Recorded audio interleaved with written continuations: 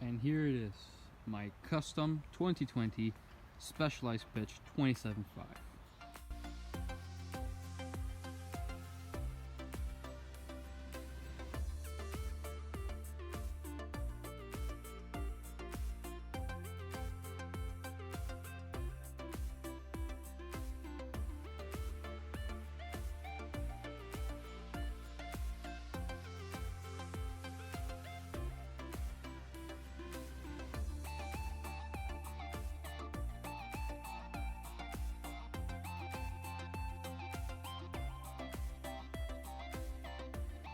It's been a while since I've posted, but as you may know, I've been hard at work putting this bike together, doing the last touch-ups and fixing everything, and it is almost done.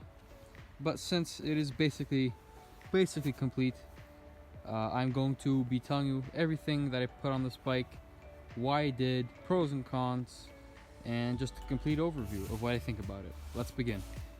Starting off, of course, with the bike itself. I bought this bike used off of Kijiji for a very good price.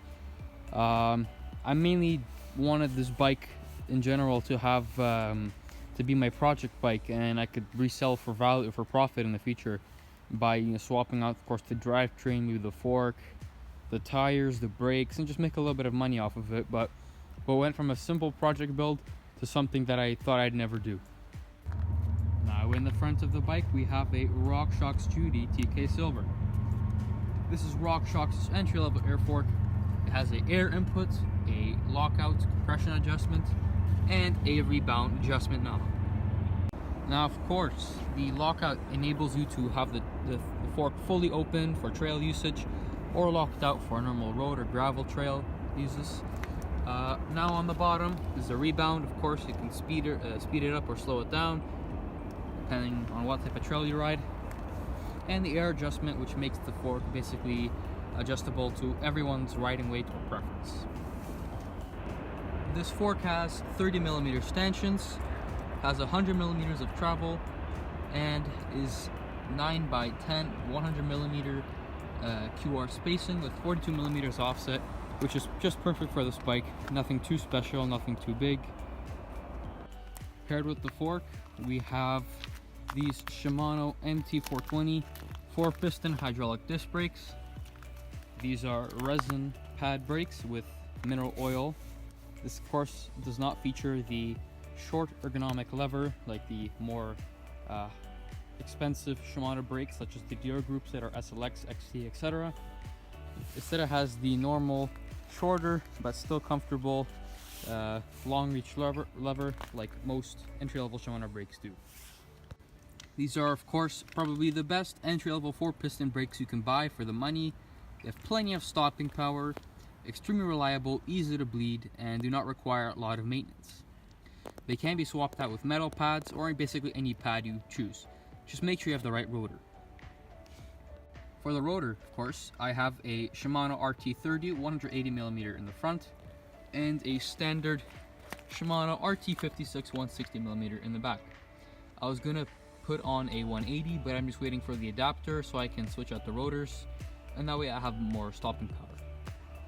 Now of course I wasn't satisfied with the tires that the bike came with, so I switched these out and converted my bike to tubeless with these Maxxis Recon 27.5 by 2.4 inch tires.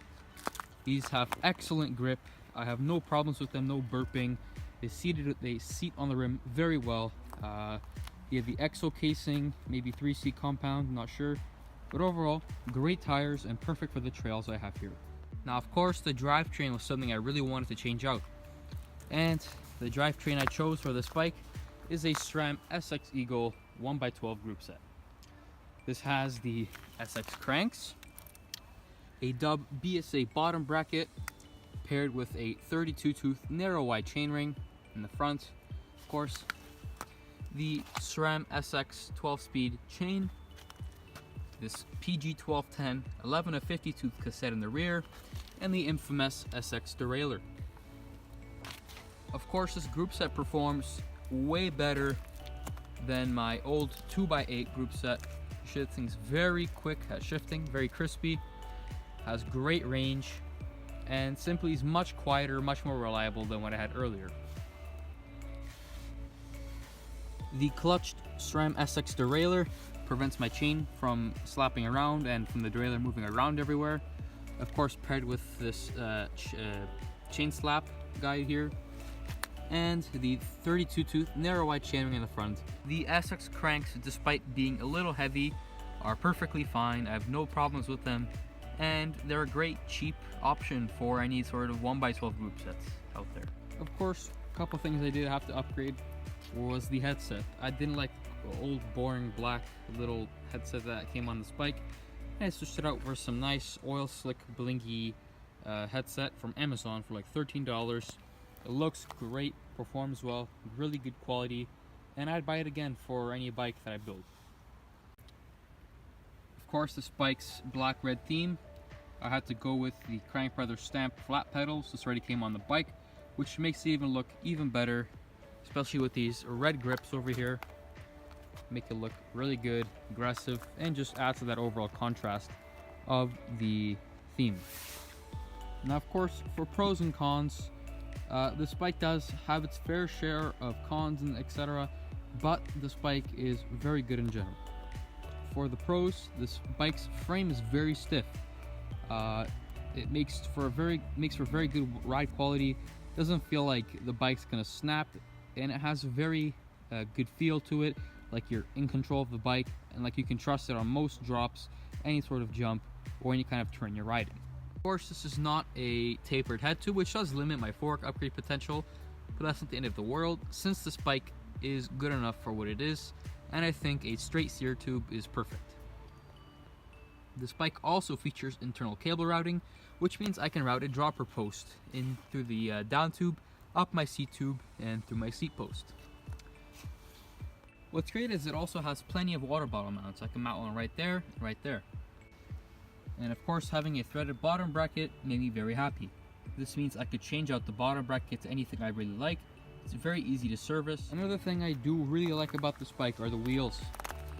They are the stout wheels that come with the bike. They have a 25mm inner width and are tubeless compatible.